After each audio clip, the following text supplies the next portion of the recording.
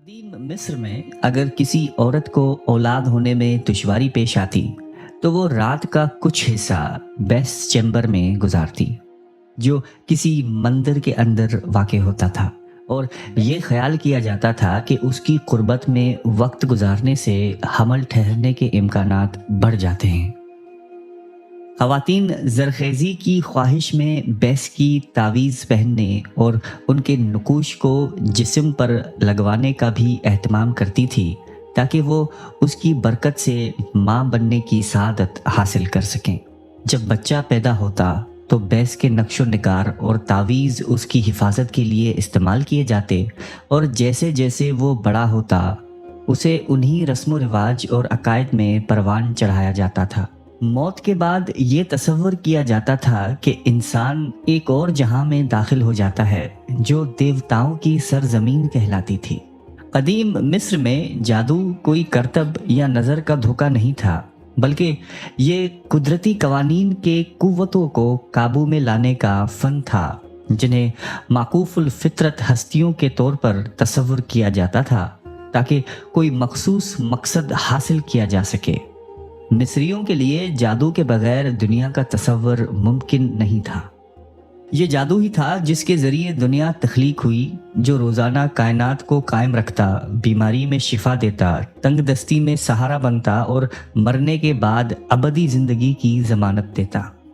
نیز انسان کے وجود میں آنے سے لے کر پیدائش، زندگی، موت اور موت کے بعد کی زندگی تک جادو ہر مرحلے میں موجود تھا، اور اسے ایک دیوتا کی صورت میں پیش کیا جاتا تھا جو تخلیق سے بھی قدیم تھا، جس دیوتا کا نام ہیکا تھا۔ ہیکا جادو کا دیوتا تھا۔ کوئی بھی جادوگر، پجاری یا علاج کرنے والا اپنے اعمال کے دوران اسی دیوتا کو پکار کرتا تھا۔ دنیا اسی طرح چلتی تھی جیسے دیوتا چلاتے، اور دیوتا اپنے کام اس لیے کر سکتے تھے کیونکہ بیکا کی قوت انہیں حاصل تھی۔ مندر کے پجاری اس حقیقت کو سمجھتے تھے، لیکن ان کا کام اپنے مخصوص دیوتا کی عبادت اور خدمت کرنا تھا، اس لیے پجاری یا پجارن بیکا کو براہ راست نہیں پکارتے تھے، کیونکہ وہ تو پہلے ہی اس دیوتا کی قوت میں موجود ہوتا تھا جس کی وہ خدمت کرتے تھے۔ بیکا جادو کے ساتھ ساتھ طب کا بھی دیوتا تھا، اور اس کی ایک اہم وجہ یہ تھی کہ طبی ماہرین جادو اور طب کو یکساں اہم سمجھتے تھے۔ مصر میں دو طرح کے معالج ہوتے تھے، ایک عام معالج اور دوسرے جادوئی معالج۔ مصریوں کے نزدیک بیماری کی اصل معکوف الفطرت تھی، اور یہ تصور ان کی پوری تاریخ میں قائم رہا۔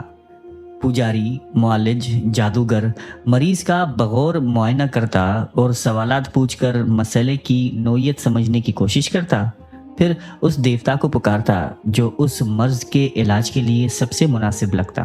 دیہات میں بھی معالج مہنگے ہوتے تھے، اس لیے لوگ اکثر ایسے افراد سے طبی مدد لیتے جو کبھی کسی ڈاکٹر کے ساتھ کام کر چکے ہوتے یا کسی اور ذریعے سے طبی علم حاصل کر لیتے۔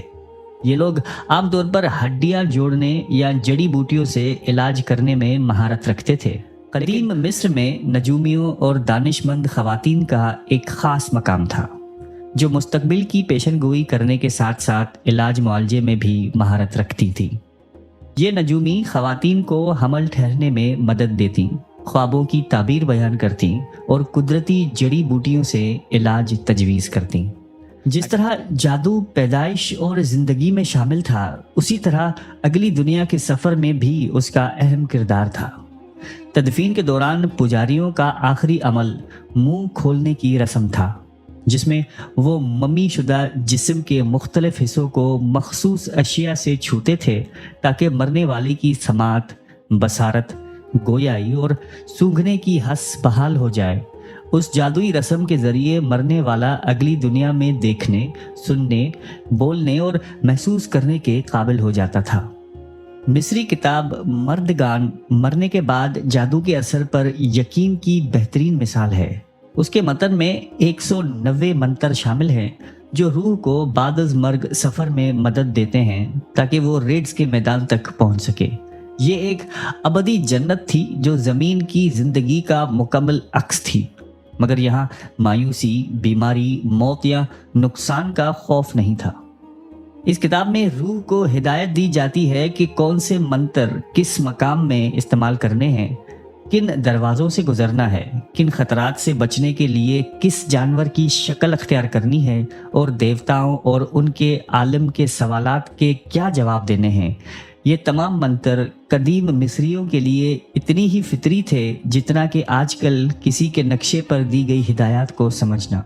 जब चौथी सदी ईस्वी में कदीम मिस्र में दुनिया का तस्वुर बदला, यानी मोनोथियज्म, कसरत परस्ती से ईसाइयत के तौहीदी अकीदे की तरफ सफ़र हुआ, तो हकीकत का मफ़हूम भी तब्दील हो गया। वो जादू जो सदियों से उनकी ज़िंदगी का हिस्सा था, एक नए नज़रिए से बदल दिया गया जो उनके नए अकीदे से मुताबिकत रखता था। इसका मतलब ये नहीं कि नया फ़हम ज़्यादा दुरुस्त या ज़्यादा सच्चा है। बात सिर्फ इतनी सी है कि अब ये ज़्यादा काबिल कबूल बन चुका है।